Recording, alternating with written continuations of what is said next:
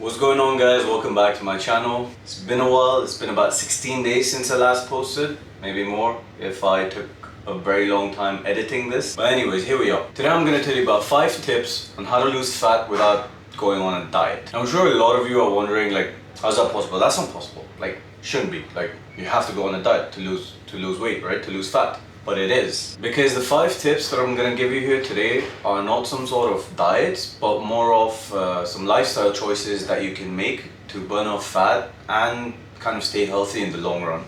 If you watched any of my previous videos, or if you've got a basic knowledge of how all of this works, then you understand that for you to burn fat, you need to be on a caloric deficit. Now, that doesn't necessarily mean that you need to go on a diet. Personally, I don't like using the word diet because the moment you call something a lifestyle choice that you're making a diet, it means it's got an end goal, which means you're less likely to go through with it for a longer period of time.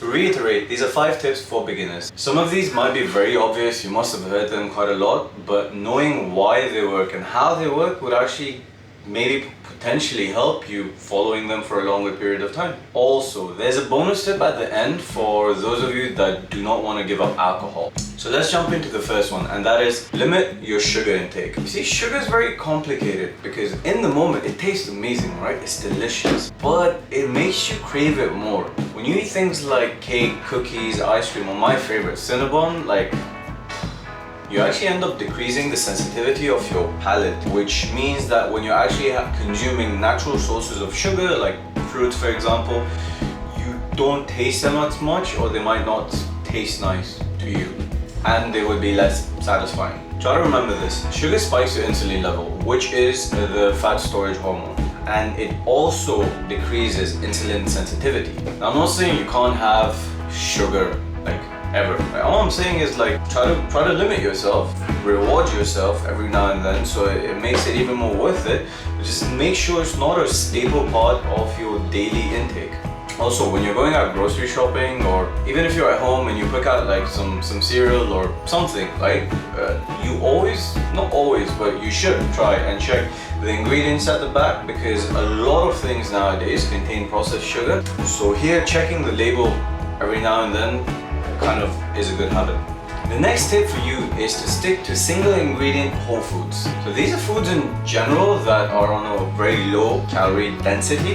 So what that means is that when you eat them, they take up more space in your belly, filling you up, but not giving you that much high of a calorie count in return, if that makes sense. For example, this is just an example. If you take a cookie or an Oreo, that might have the same calories as a whole bowl of kale or spinach, for example. And I think it's quite obvious which one of the two will make you feel fuller for a longer period of time.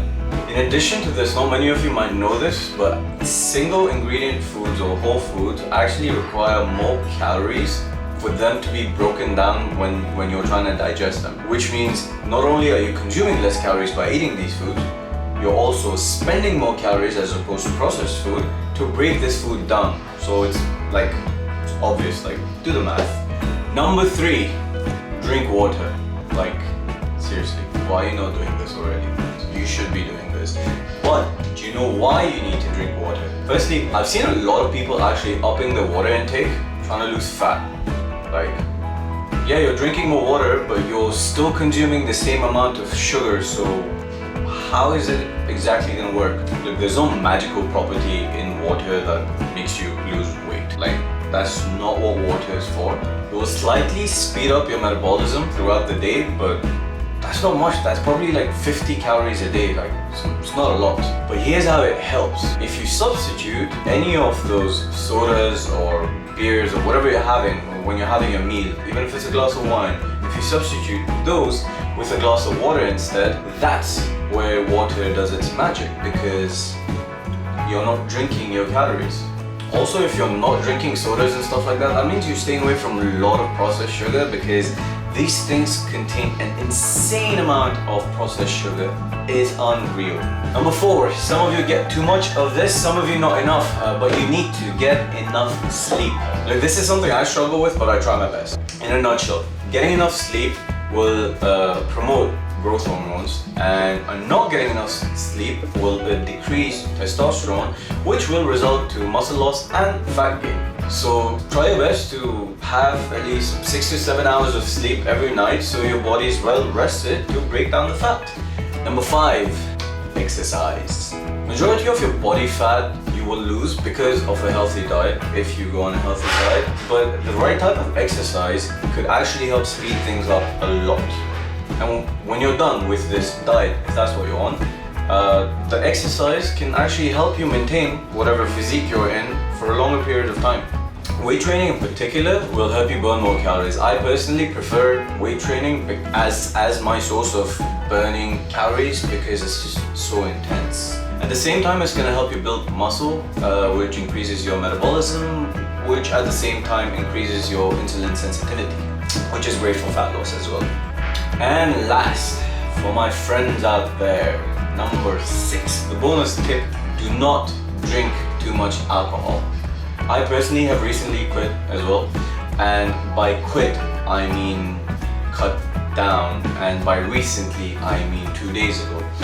But look, if you're trying to be healthy or if you're trying to lose weight, don't overdo it with the alcohol. So fat's broken down in your liver, right? Guess what else your liver is responsible for breaking down?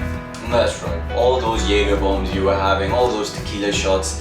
When your body is busy trying to break those Jaeger shots down, it doesn't have the time or the focus to break down the fat. So if you stop that whole alcohol intake, or at least cut it down, then your body is more likely to break down fat because it's got the focus. But if you must drink vodka, like if it's a must, then try to stick to very clear liquors. So you've got tequila, vodka, rum. If you do need to use a mixer or a chaser, try to stick to a calorie-free drink. Like for example, I usually, if I must drink, then I would have a vodka with Coke Zero, which my friends think is pretty disgusting, but I'm used to it now and it's fine, 0 calories. And that's pretty much it, guys. But don't forget, none of this, and I mean none of this, is going to be effective if you are not consistent.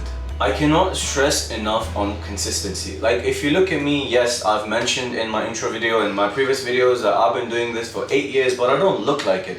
And that's my biggest mistake. The biggest mistake I made was not being consistent. Otherwise, I would have looked very different than I do now. Be consistent and eventually you will see results. So keep going. Well, that's it for this one, guys. Thank you so much for watching. I will see you on the next one. If you learned something in this video, please do give it a like, as I always say in my 6 videos. And if you haven't subscribed already, I do not understand what's wrong with you. Stop being a mug. Please hit the subscribe button, and thanks for watching.